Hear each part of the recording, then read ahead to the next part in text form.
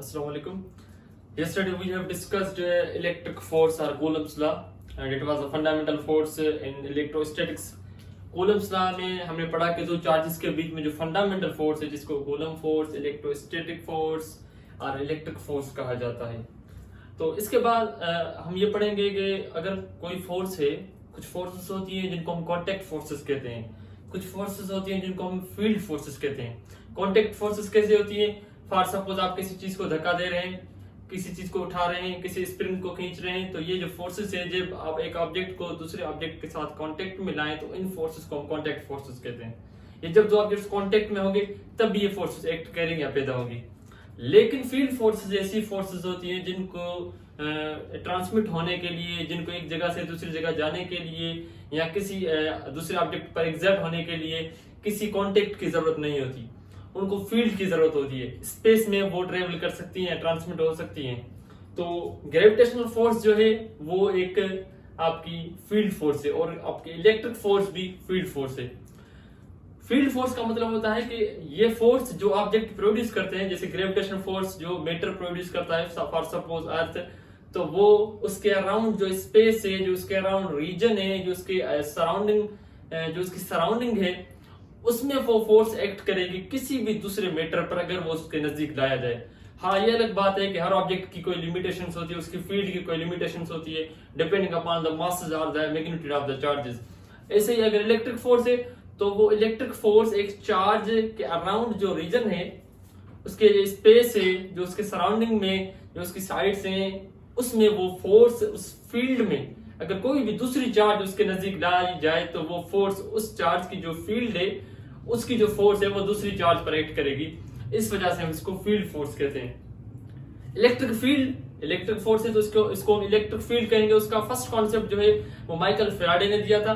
Electric field को हम किस तरीके से समझ सकते हैं, उसको समझने के लिए इलेक्ट्रिक लाइंस ऑफ फोर्स का कॉन्सेप्ट उसने दिया था, जो हम विजुअलाइज करते हैं, इमेजिनरी लाइंस जिनको हम कहते हैं। ये सारी चीजें हम समझेंगे। सबसे पहले हम इलेक्ट्रिक फील्ड को समझते हैं। अच्छा, अगर आपको इलेक्ट्रिक फील्ड किसी भी ऑब्जेक्ट की फाइंड करनी है, या हमें ये फाइंड करना है कि अगर उस ऑब्जेक्ट की इलेक्ट्रिक फील्ड के नजदीक कोई दूसरा चार्ज पार्टिकल फॉर सपोज वो ये हम जो है लेकर आए, तो उस पर उसकी फोर्स कितनी होगी, या उसको हम कैसे फाइंड आउट कर सकते हैं, या इलेक्ट्रिक फील्ड का जो वेक्टर है या इलेक्ट्रिक फील्ड की इंटेंसिटी कितनी होती है वो कैसे फाइंड आउट कर सकते हैं, ये हम देखते हैं। तो कोई भी अगर चार्ज पार्टिकल है जो इलेक्ट्रिक फील्ड को प्रोड्यूस करता है, जिसकी वजह से इलेक्ट्रिक फील्ड क्रिएट होती है, उसको हम सोर्स चार्ज कहते हैं। क्या कहते हैं? Source charge. Source charge, it is a charge particle और point charge which produces the electric field. ये इलेक्ट्रिक फील्ड को प्रोड्यूस करता है। अच्छा, अगर ये इलेक्ट्रिक फील्ड प्रोड्यूस कर रहा है तो ये इस चार्ज की फंडामेंटल प्रॉपर्टी है, इंट्रिंसिक प्रॉपर्टी है, जो इसकी नेचुरली है, जिसकी वजह से ये इलेक्ट्रिक फील्ड प्रोड्यूस कर रहा है। इसके नजदीक कोई दूसरी चार्ज हो या ना हो, फिर भी इसमें इलेक्ट्रिक फील्ड ही होगी। अच्छा, अगर हम इसकी इलेक्ट्रिक फील्ड एक्सपीरियंस करना चाहते हैं, चेक करना चाहते हैं, इसका मैग्नीट्यूड चेक करना चाहते हैं फोर्स का, तो हम कोई दूसरी चार्ज इसके नजदीक लाएंगे जिस पर ये अपनी फोर्स लगाएगी या अपनी फोर्स एक्सर्ट करेगी। जो न्यू चार्ज है जो हम इसके नजदीक लाएंगे उसको कहते हैं टेस्ट चार्ज। क्या कहते हैं? Test charge. टेस्ट चार्ज ऐसी चार्ज होती है जो तमाम या वेरी स्मॉल एंड मैग्नीट्यूड होती है। इसका मैग्नीट्यूड बिल्कुल कम होता है। इस वजह से कम होता है, अगर हम सोर्स चार्ज के इफेक्ट को महसूस या एक्सपीरियंस करना चाहते हैं तो हमें टेस्ट चार्ज बिल्कुल कम मैग्नीट्यूड में रखनी पड़ेगी, तभी जो है सोर्स चार्ज की जो फील्ड है वो अनअफेक्टेड होगी इस टेस्ट चार्ज की फील्ड से। अगर इसका मैग्नीट्यूड ज्यादा हो जाएगा तो इन दोनों की फील्ड इंटरेक्शन होगी, तो हमें नहीं पता चल पाएगा कि जो सोर्स चार्ज है उसकी फोर्स कितनी है। इस वजह से जो टेस्ट चार्ज है इसका मैग्नीट्यूड नेग्लिजिबल और ऑलमोस्ट जीरो लेते हैं हम। टेस्ट चार्ज अगर नहीं होगी तब सोर्स चार्ज की फील्ड होगी, लेकिन अगर टेस्ट चार्ज सोर्स चार्ज की फील्ड को एक्सपीरियंस करना है तो हम उसके नजदीक टेस्ट चार्ज लाएंगे। तो इलेक्ट्रिक फील्ड को हम पहले डिफाइन करते हैं। इलेक्ट्रिक फील्ड कॉन्सेप्ट किसने दिया था? कॉन्सेप्ट वाज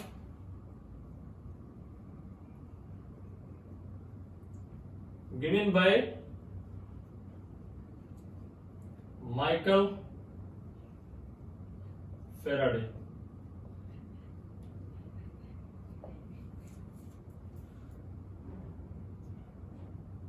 इलेक्ट्रिक फील्ड कैसे डिफाइन कर सकते हैं?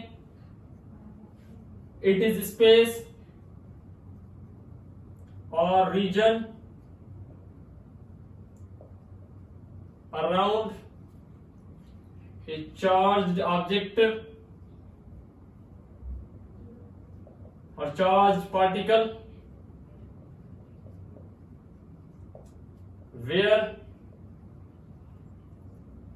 it exerts force on another charge if placed near it. It is a two-way process. We need two charges. One is the source charge and other is the test charge. It is two-step process. One charge that creates it is called as the source charge. Source charge creates electric field. Electric field is intrinsic property of source charge or point charge that is producing it.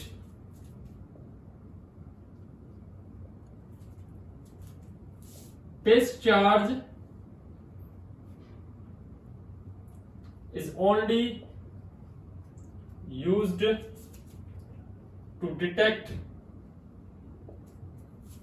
the field or force of source charge. अगर test charge ना भी हो तब भी source charge की electric field होती है. If there is no test charge, then source charge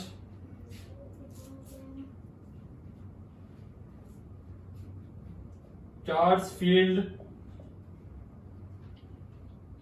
will still exist. तो ये इसकी प्रॉपर्टी है. अब कूलम जो फोर्स है इसको हम डिनोट करते हैं Fe से. Fe is the coulomb electric force, जिसका हमने फार्मूला लिखा था Fe is equal to KE Q1 Q2 upon R square. Electric field, ये इलेक्ट्रिक फील्ड है, इसका जो स्पेस है इलेक्ट्रिक फील्ड का ये रीजन है. इस इलेक्ट्रिक फील्ड के रीजन में इलेक्ट्रिक फील्ड की जो फोर्स है, जिसको इलेक्ट्रिक फोर्स कहते हैं, जो किसी भी चार्ज पर एक्ट करती है, उसको हम लिखते हैं इलेक्ट्रिक फील्ड वेक्टर और electric field intensity. The force that is experienced by test positive charge is called as electric field intensity, और the force in an electric field acting upon or exerting upon a test charge, the force that is field that is produced by source charge is called as electric field intensity, जिसको हम E से represent करते हैं. Electric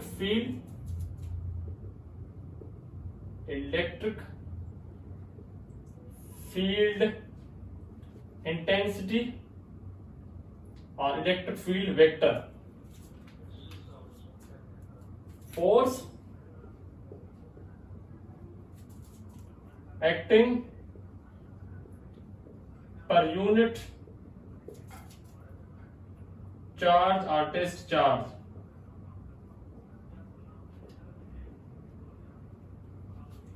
Simple definition: force acting per unit charge or test charge. When the charge is placed near the source charge, it experiences a force or electric force. The magnitude of the formula for electric field intensity is E is equal to electric force of the source charge upon test charge. Q naught is the test charge. This is the formula for electric field intensity. Driving the unit, इसका unit क्या बनेगा? Force का unit Newton होता है, charge का unit coulomb होता है, तो इसका ऐसा unit is newton per coulomb. It's vector quantity.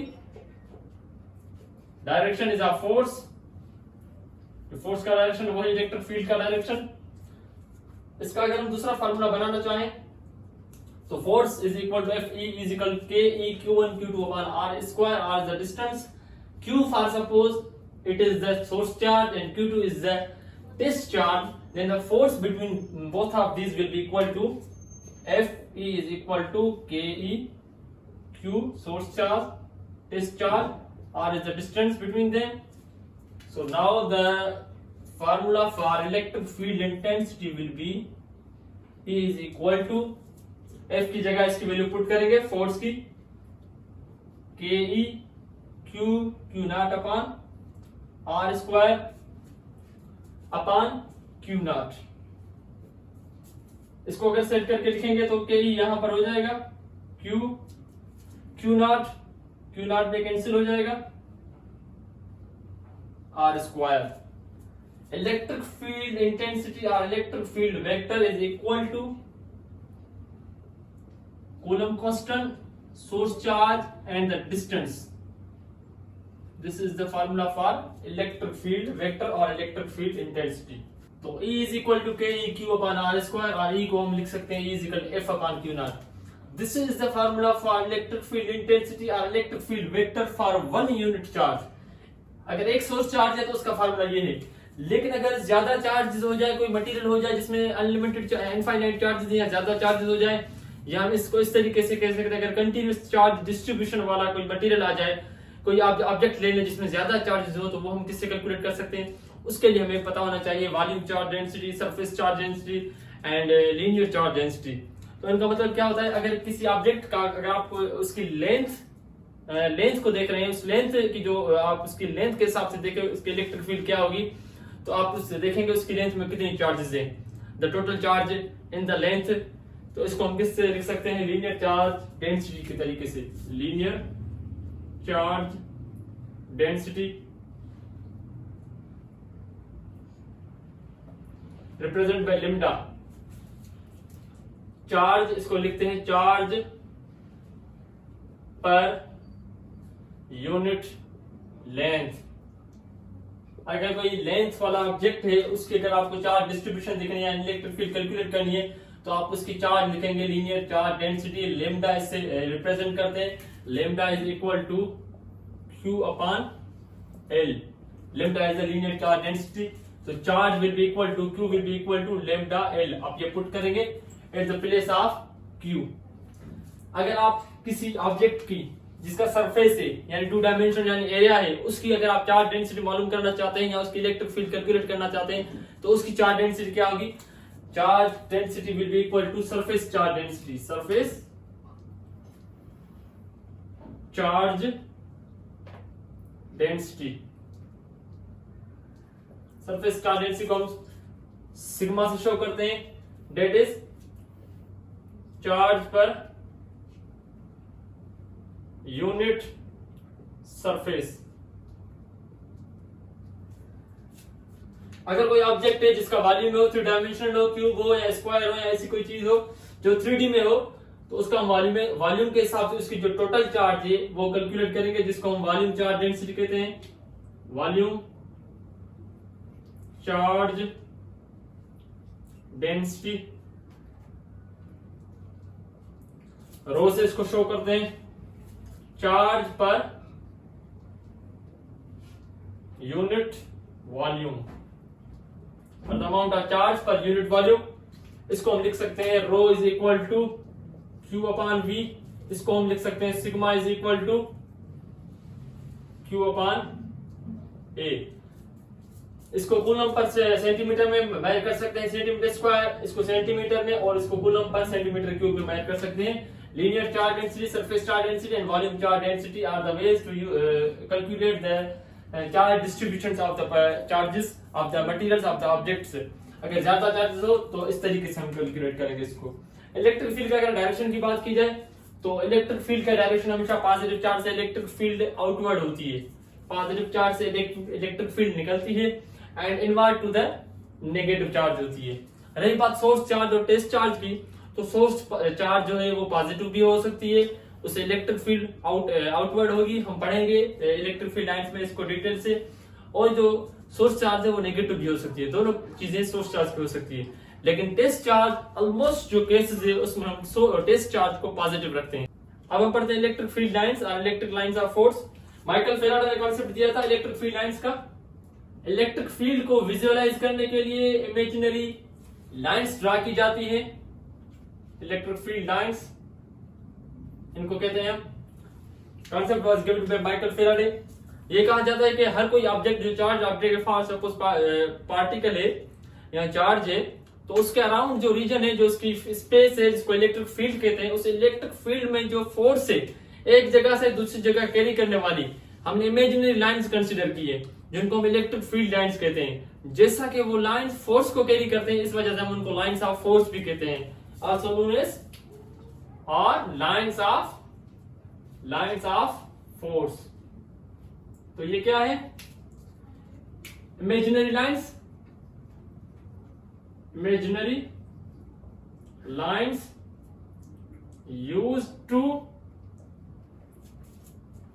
used for pictorial representation, के एज ए पिक्चर ये हमें शो करती है, रिप्रेजेंट करती हैं और ये प्रोवाइड करती है हमें to provide the qualitative description of electric field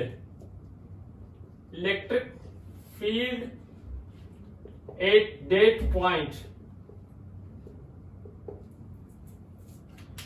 ये इलेक्ट्रिक फील्ड लाइंस और electric lines of force pictorial representation के हम इस्तेमाल करते हैं। ये लाइंस इमेजिनरी है, ये क्वालिटेटिव डिस्क्रिप्शन दे रहे हैं हमें कि हम इमेजिन करते हैं कि इलेक्ट्रिक फील्ड इस तरीके से होगी उस जगह पर।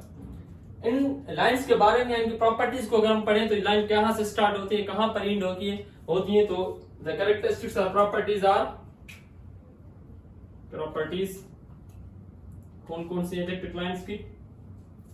इलेक्ट्रिक फील्ड लाइंस हमेशा पॉजिटिव चार्ज से स्टार्ट होती हैं, outward from the positive charge से निकलती हैं बाहर। It means electric field lines originate और start from positive charge.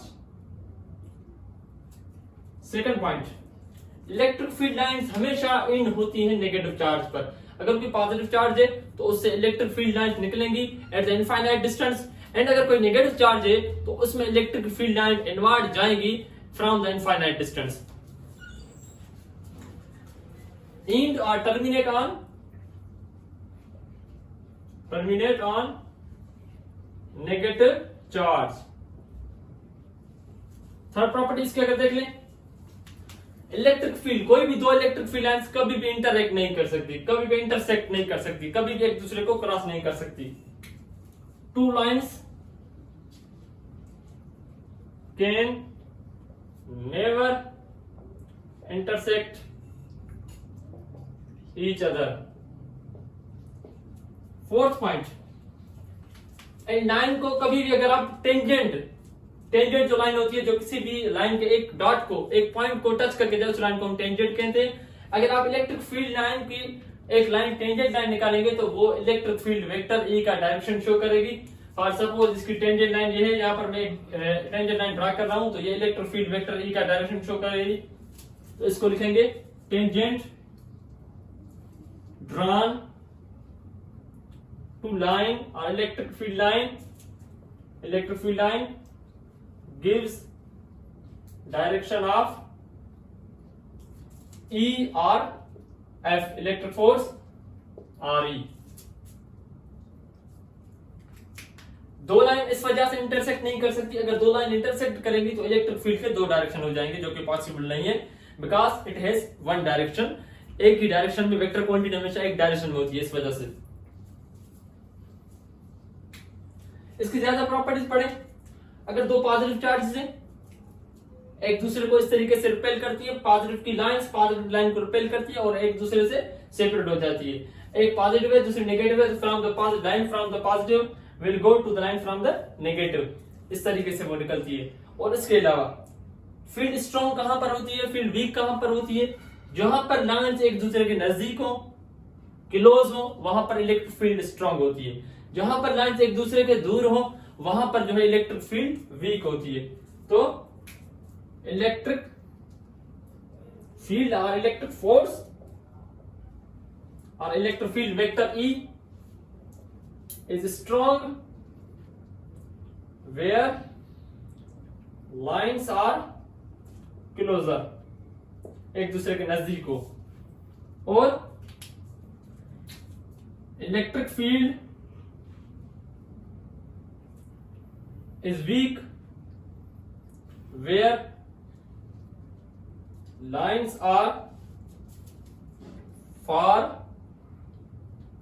apart। तो प्रॉपर्टी सी, लाइन पॉजिटिव स्टार्ट होती है, नेगेटिव पर एंड होती है, दो लाइन कभी इंटरसेक्ट नहीं कर सकती। टेंजेंट ड्रा करेंगे किसी भी लाइन पर तो इलेक्ट्रिक फील्ड का डायरेक्शन शो करेगा। इलेक्ट्रिक फील्ड स्ट्रांग होती है जहां पर लाइन क्लोज होती है, इलेक्ट्रिक फील्ड वीक होती है जहां पर लाइन एक दूसरे से अलग होती है। और किसी भी सरफेस पर इलेक्ट्रिक फील्ड लाइन जो क्रॉस करती है वो डायरेक्टली प्रोपोर्शनल होती है इलेक्ट्रिक फील्ड से। अगर कोई सरफेस है वहां से इलेक्ट्रिक फील्ड लाइंस क्रॉस कर रही है तो कितनी लाइंस क्रॉस करेगी ये डिपेंड करता है इलेक्ट्रिक फील्ड वेक्टर पर या इलेक्ट्रिक फील्ड इंटेंसिटी पर। Lines crossing an area perpendicular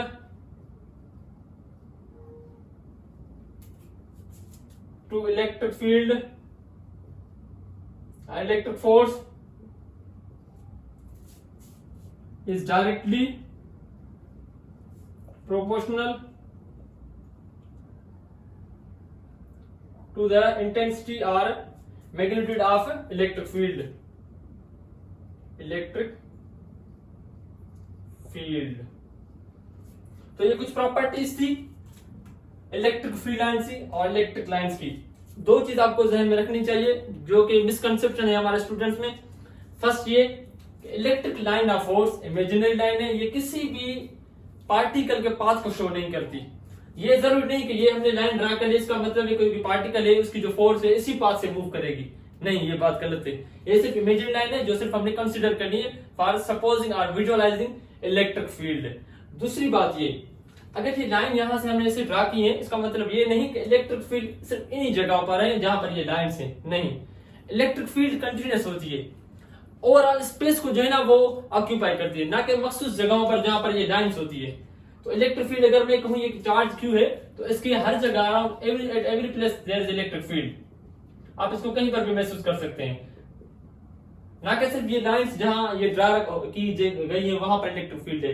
ये हम इस वजह से ड्रा करते हैं और यहाँ कम लिखते हैं क्योंकि हम ज्यादा लाइंस जल्दी में नहीं लिख पाते, इस वजह से हम कम जो है वो लाइंस लिखते हैं अपने विजुअलाइज करने के लिए या रिप्रेजेंटेशन के लिए। लेकिन इसका मतलब हरगिज ये नहीं कि इलेक्ट्रिक फील्ड सिर्फ इन जगहों पर है, इलेक्ट्रिक फील्ड कंटिन्यूअस होती है, हर जगह पर मौजूद होती है। अगर कोई पार्टिकल कहीं भी लेकर आया जाए तो वो वहां पर एक्सपीरियंस करेगा इलेक्ट्रिक फोर्स।